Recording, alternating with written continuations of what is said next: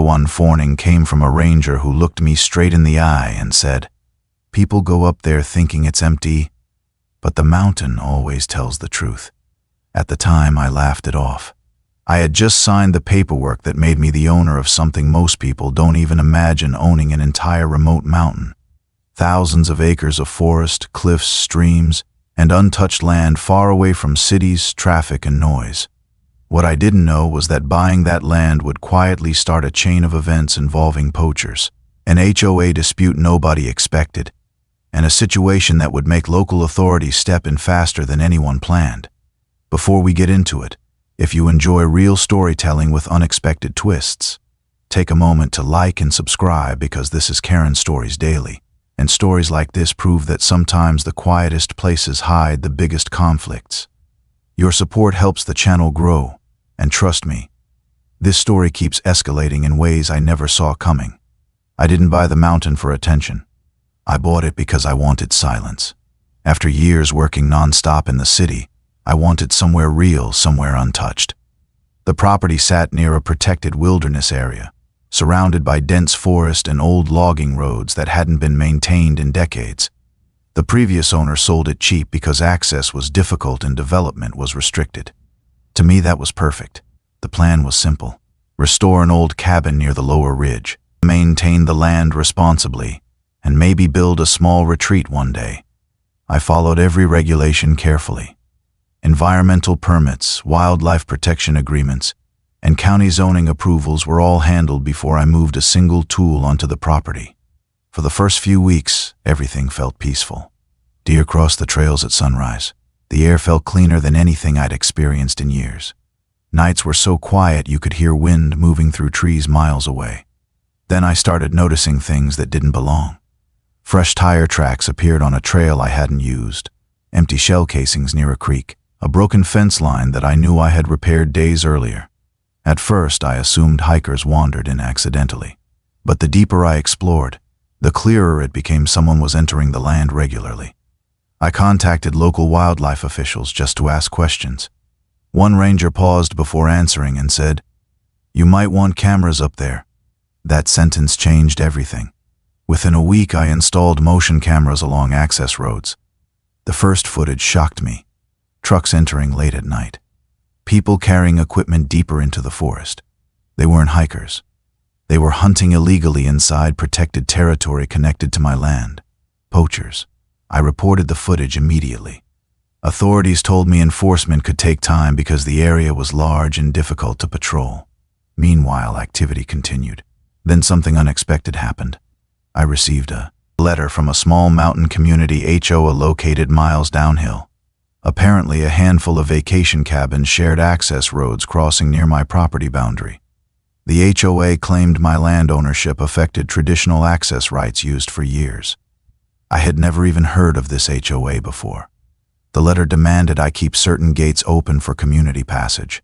My lawyer reviewed it and confirmed no legal easement existed. Still, I tried being reasonable.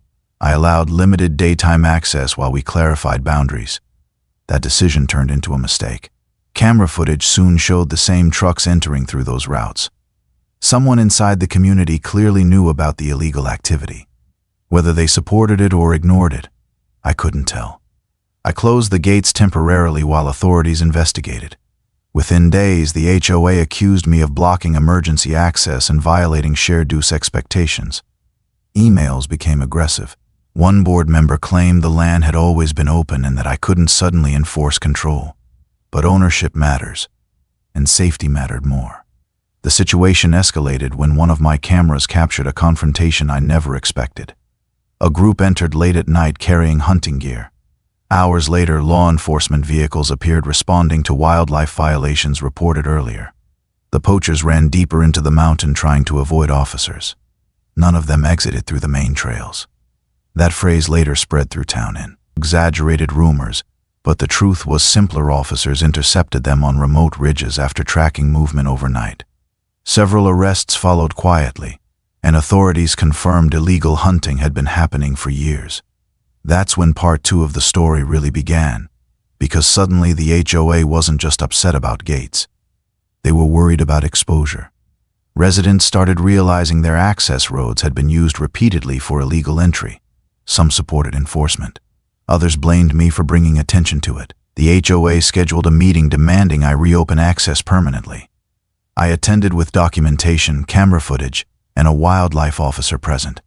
When the footage played, the room went silent. Vehicles clearly entered through HOA-maintained paths before crossing into protected land. The officer explained the seriousness of poaching violations and how cooperation from property owners helped stop ongoing damage to wildlife.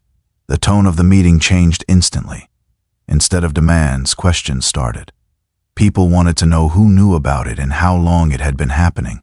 The board members looked uncomfortable, especially when it became clear warnings had been ignored in the past. Eventually, a compromise formed. Official easements were mapped strictly for emergency use only, monitored jointly with local authorities. Unauthorized access ended completely. Over the following months, the mountain returned to quiet again. No more night vehicles. No broken fences. Just wind, trees, and wildlife slowly returning to normal patterns. Looking back, I realized the mountain itself was never the problem. It was assumptions that remote land meant nobody was watching, that tradition outweighed ownership, and that silence meant permission. Now when I sit outside the cabin at sunset, hearing nothing but nature, I understand what that ranger meant on day one. The mountain always tells the truth. Eventually, everything hidden comes into the open. If you made it this far, I'd really like to hear your opinion. Should long-time community habits matter more than private ownership, or was closing access the right decision? Drop your thoughts in the comments because I read every one, and your perspective might appear in a future Karen Stories Daily episode. And if this story surprised you, share it with someone who thinks remote places don't have drama, because sometimes the quietest land holds the biggest stories.